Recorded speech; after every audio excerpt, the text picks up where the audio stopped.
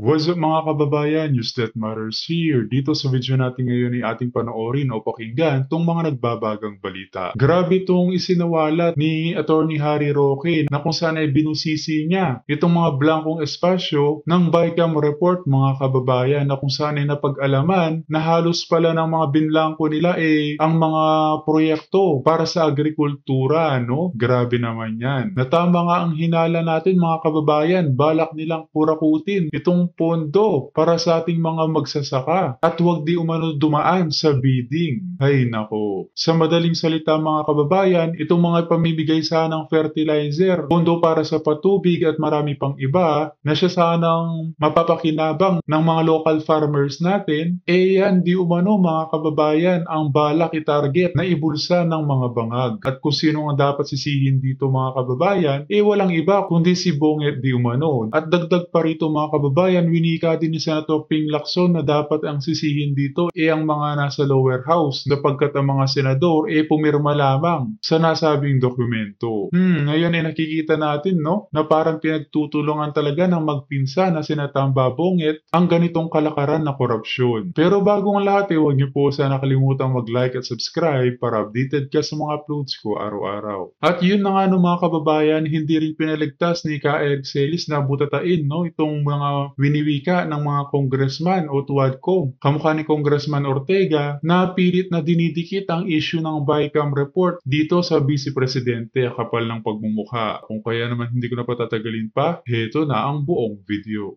Ang intensyon nila, either bawasan or dagdagan. Sabi ko, baka naman intensyon bawasan, pero imposible. Alam mo naman kapag sila mag-fill in the blanks, ang normaling tendency niyan is hindi nila alam kung ganong halaga na dapat ilagay doon. Pero ang tendency diyan, dapat talaga dagdagan. So, inisa-isa ko, ano ba itong mga 22 items na blanco? Well, una-una, lahat ng mga blanco ay sa Department of Agriculture. Pangalawa, itong lahat na 22 items ay may kinalaman sa mga proyekto na mamimigay. Ibig sabihin, yung gobyerno may ibibigay di umano sa mga magsasaka. Ano itong mga ibibigay natin? No? Well, sa National Irrigation Authority, syempre yan yung patubig. No? At saka ako yung nagsulo ng libreng patubig sa 5 hektaryang lupain. No? So, ibig sabihin, yan ang dapat kukurakutin nila mga kababayan. Kung kaya binlangko ang dokumentong ito, grabe. Anong thoughts nyo patungkol dito mga kababayan? Partikular na sa mga magigiting nating magsasaka dyan. Tapos yung ito, no? Yung Agriculture and Fisheries Modernization Program. So magtataka ka, lahat ito yung mga programa, mga ayuda na naman no, na ibibigay dun sa mga magsasaka. No?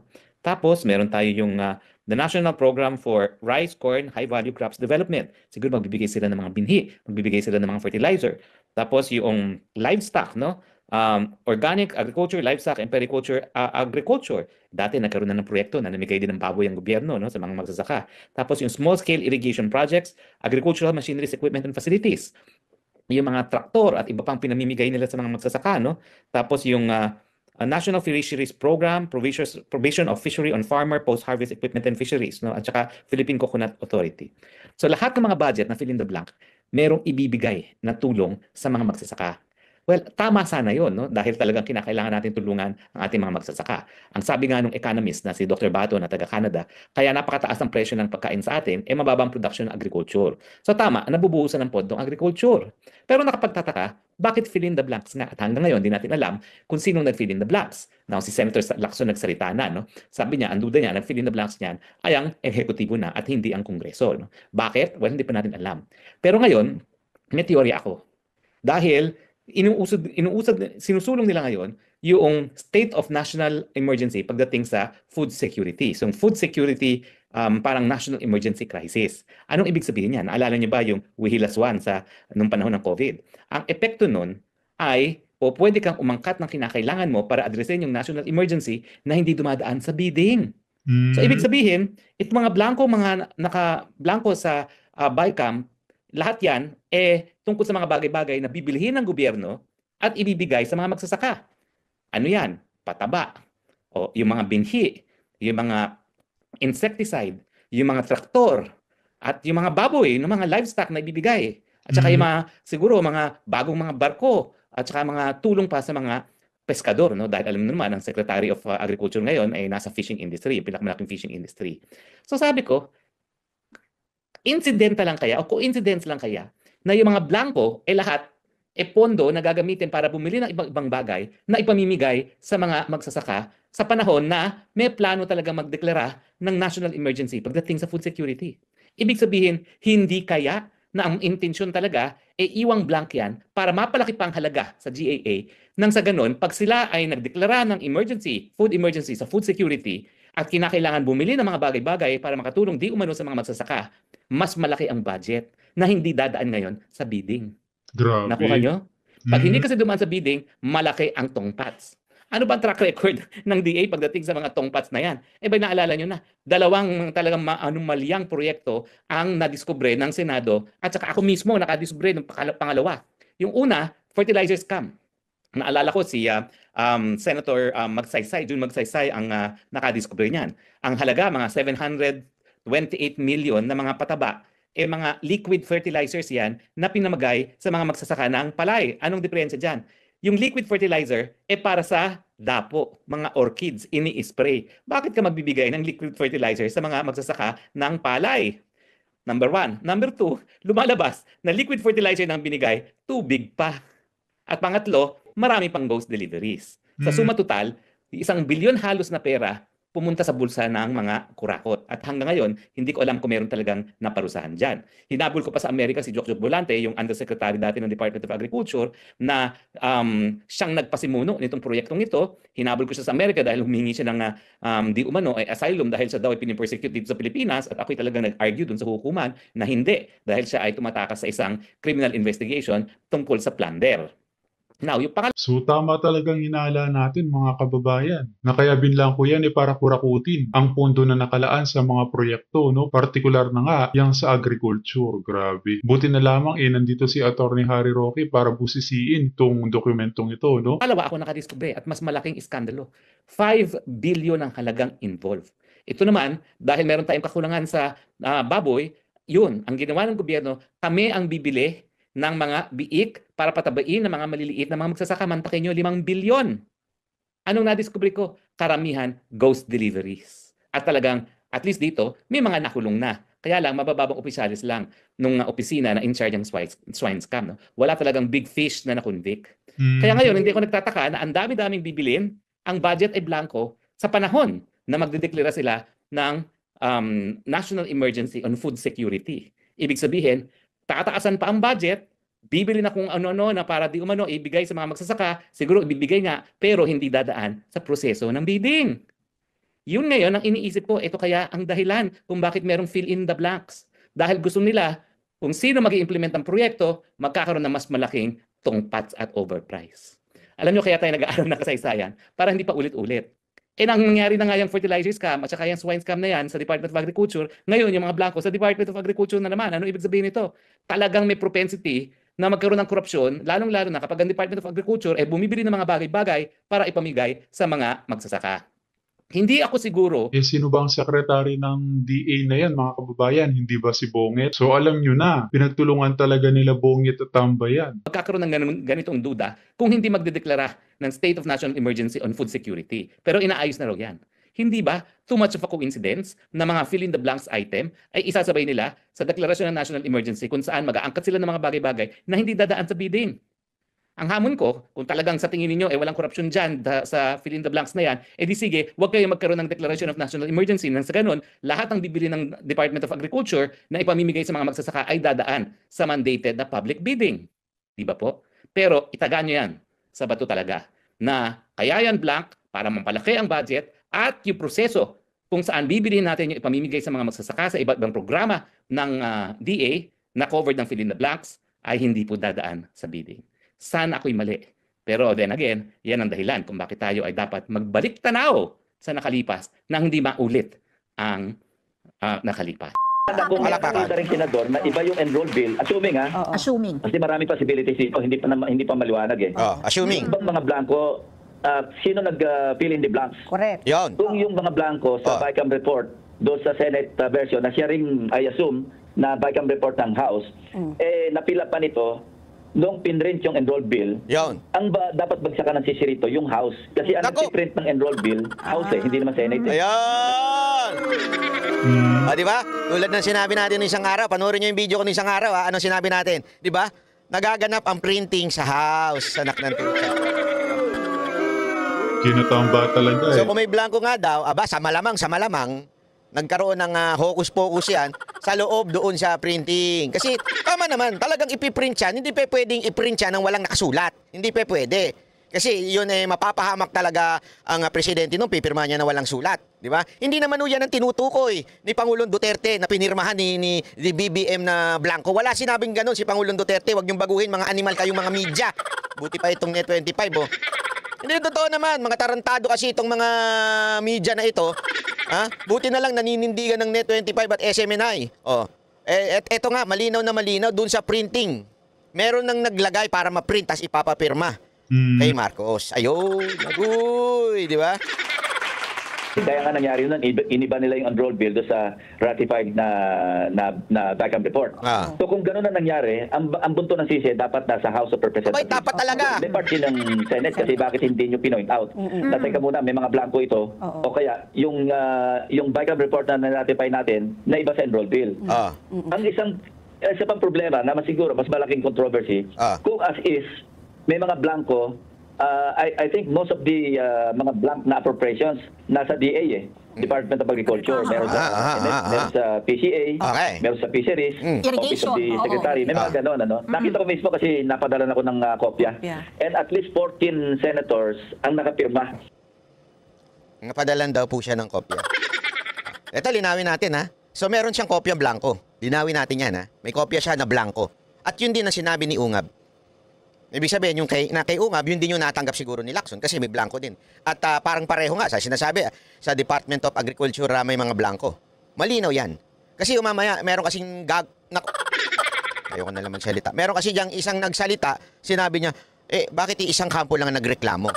Hindi isang kampo lang ang nagreklamo, mga kababayan. Pati po ito nga rin sinasabi ni Lacson, siya rin nakatanggap. Oh, di ba? Sus, ginoo kayo, Doon sa BICAM report na may mga blanco. Nako. So, doon pa lang sa ginawa ng Senate, medyo may problema na kasi blanco. Malaking problema. Kung ang balikan ko yung kung ang pag-fill up ng mga blanco nangyari sa pag-enroll ng doon sa enroll bill, ang kasalanan nasa House. Pero kung naipasa yung enroll bill na Sino ba ang namumuna sa House? Hindi ba't si House Speaker Tambalos Romualdez at Zaldico na hindi na malingid sa kaalaman ng lahat na sila din ang nanguna sa BICAM meeting na ito, na ngayon tahimik sila, mga kababayan. Bit sa Malacanang na may mga blanco pa rin, sino na nag-fill up ng mga blanks? Di malamang yung DBM. Nako. Or kung sino man yung mga ahensya pa na bago isumiti sa Pangulo para pirmahan yung mismong GAA, napilapan, pero ng executive branch. Mas anomalous yun. Kasi ang executive branch, hindi pwede mag-amyenda. Pwede lang mag-veto, mag-line item veto, pero hindi pwedeng ibahin ng Malacanang kung ano yung tinunod. So sabi ko nga sa inyo, di ba, isang araw, naku, hindi kaya merong mga magkakakutsaba dyan? Hindi natin alam. Kasi sabi ko nga malamang siya, alam naman natin si Marcos, pa-relax-relax lang. So, baka mamaya pinaiikot siya ng mga tauhan niya. Hindi, seryoso ito. Let's give a fair and unbiased opinion on this. Baka malamang talaga, tama naman yung sinabi ni Marcos. Malamang sasabihin niya, lying si Duterte kasi ganun yung tanong sa kanya. Ang problema lang, sana naman lang, Pangulong Marcos, sinigurado nyo muna yung tanong, yung sinabi, kung totoo bang sinabi ni Duterte. Hindi ko sinabi ni Duterte ang pinirmahan ninyo ay blanco. Walang sinabi si Duterte gayon. Okay? Ang sinasabi dito, mula doon sa ratifikasyon na enroll bills, doon blanco. Kaya nga ang tinatanong, di kaya meron sa DBM o sa Finance Department na nag-fill up niyan, which is illegal daw. Okay? So, bago pinrint. Or, baka naman hindi nangyayalaman DBM, hindi nangyayalaman Finance Department ng Malacanang, before the printing, dumaan muna sa isang opisina. Di natin alam kung kaninong opisina yun. Yeah? Dumaan sa opisina at sinabing, Gago! Sir, ipiprint na natin to. Naku! Ano ba ang galagay natin dito? Sino kaya mga yun? Gago! Blanco kasi. Siguro, sabi sa atin, kayo nang bahala, fill in the blanks. Baka ganun, hindi natin alam, okay? Sa kanyang enroll bill, hindi pwede mag-amyenda. So yun ang dapat tingnan natin. Madali lang namang makita yan para ma-pinpoint natin yung responsibility. I-compare natin yung ratified BICAM report doon sa enroll bill. And it's no joke. Kung parehong-pareho yun at may blanco rin sa enroll bill, lahat may kasalanan. Both legislative at saka executive branch. Pero kung yung enroll bill filled up, kumpleto, walang kasalanan ang Malacanang, ang may kasalanan lamang yung House of Representatives, pati na yung Senado. Yun, patay tayo dyan. Di ba? Malinaw siya, malinaw. Malinaw pa siya, malinaw. Meron talagang problema. Mamaya, papakita ko sa inyo kung paano tila, allegedly, nadulas si Escudero. Mamaya, maganda yan. Pero bago yan, ipakita muna natin itong isang, kasi merong mga gago rin dyan, na binabati ko si Bato, bakit daw hindi niya sinabi. Relax lang kayo mga kababayan natin, kasi minsan kasi, meron dynamics yan bago, para sino ba munang magdatakil ito sa mga Duterte, syempre, hindi naman po pwedeng, una-una, si Senator Bato, ang importante naman, ito yung statement niya okay? Meron ditong post na sinare ni Bato. Ito yung statement niya. Hawak na blankong BICAM report ni Pangulong Duterte, isang lehitimong report. Kung ano yung pinakita ni Kong Ungab, ganun din ang binigay sa amin.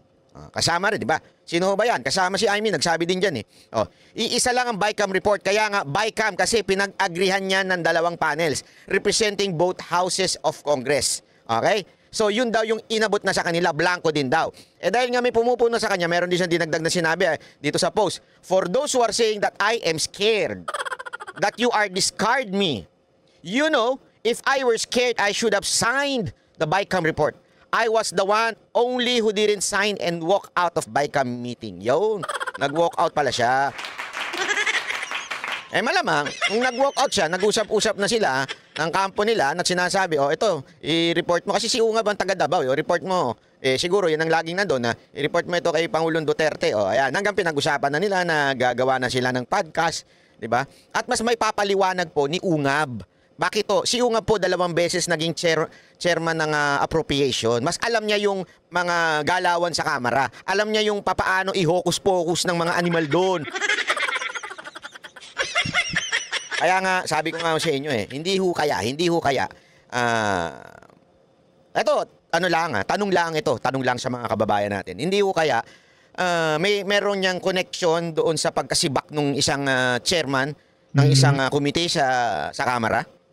Hindi kaya nalaman nila na booking ng Malacanang, bakit ganito to? Bakit nagang blanco ito? Tapos nalaman na merong nag-hocus-pocus doon sa printing na. Pinanagot, tapos ang inilaglag, yung sinibak sa kanyang posisyon bilang chairman. Hindi kaya? Para bagang, kaya nga dapat magsalita dito si Zaldico. Hindi, dapat magsalita siya. Kasi baka mamaya, merong nabuking ang Malacanang, pinagsabihan ng House, at ang para bagang sacrificial lamb, eto na lang tao ko. Si Zaldico na lang ang malaglag. Grabe. Pero may mas matindi pa palang nasa ibabaw niya, hindi natin alam. Kaya kung ako sa iyo, Zaldico, papayag ka ba na ikaw ang naging sacrificial lamb sa mga sitwasyon na ito? Sa mga abiryang ito, sa mga kaguluhan na ito? Tila parang ganun ang lumalabas. Di ba? Hindi natin alam. Parang ikaw ang sacrificial lamb. Sana magsalita kayo kung ano ba talaga nangyari. Totoo ba o hindi totoo na kayo ay sacrificial lamb? Totoo ba na meron talagang blanco bago ma-print? Ano ba talaga ang tunay na dahilan? Of evidence na ang final report ng committee o ng Bicameral Conference Committee na napirmahan ay maraming blanco at butal-butal na portions at even ang unlikely witness na nanggaling po sa Communist Terrorist Group, CPP, NPA, NDF, Urban Party List nila na Kabataan Party na si Ginoong Raul Manuel ay nagpatotoo na nakita po niya na indeed may mga blanco at butal-butal ang napirmahan na bicameral report na naisubmit sa House at yon nga ang nakita niya rin kung ano ang ibinunyag ni Congressman Ungab. And similarly, nagsalita din po dito si Senator Amy Marcos. Kaya nga, kaduda-duda na pinospone at kinansila noong December 20 ang supposedly ceremonial and actual signing of the enrolled bill coming from the Bicameral Conference Committee report na isinabmit sa Malacanang na move po instead of December 20 to December 30. 10 araw po na nagmaniobra pa at hinihilot-hilot pa ang napaka-iskandalosong pagpapalusot ng illegal na paglalagay ng mga amount sa nakablangko na bahagi po ng National Budget Bill 2025. At ito po ay isang malaking krimen at kasalanan sa mamamayang Pilipino. Dahilan na mukhang nagtatakip sila ngayon at hindi nila may paliwanag. Samantalang sa bahagi po ng House of Representatives, hindi na po nagsasalita si Zaldico. At siya po ang naging chairperson ng Committee on Appropriations at nagre-represent ng pamunuan ng House Contingent of the House of Representatives to the Bicameral Conference Committee. na nagsagawa ng ganitong pag-reconcile at pag-consolidate ng budget bill na pinirmahan nila in spite na may mga butal-butal. So ngayon, hindi na po nagsasalita si Congressman Saldico. Wala rin pong paliwanag na ang Committee on Finance ng Senate na si Grace Poe. So iwas pusoy sila lahat at hindi nila ma-debunk ang solido at konkretong pagpapahayag with the accompanying and appropriate documents na ipinakita po ni Congressman Ungab at binigyan ng tamang pagsusuri ni former President Rodrigo Duterte. Kaya talagang tama ang panawagan na ito isang hokus-pokus, bogus at pinalusot na diskarte na uri ng budget na pinirmahan ng Pangulo ng bansa. At para makalusot sila, nagsalita itong mga alipores ni Martin Romualdez na wala naman dapat sa posisyon para magkomentaryo sapagkat hindi naman silang otoridad para mag-explain dito sa nagaganap na napaka-iskandalusong revelations, no? Tungkol sa naganap na mga pagbablangko sa Budget Bill 2025 as part of the final committee report ng Bicameral Conference Committee na pinirmahan nila.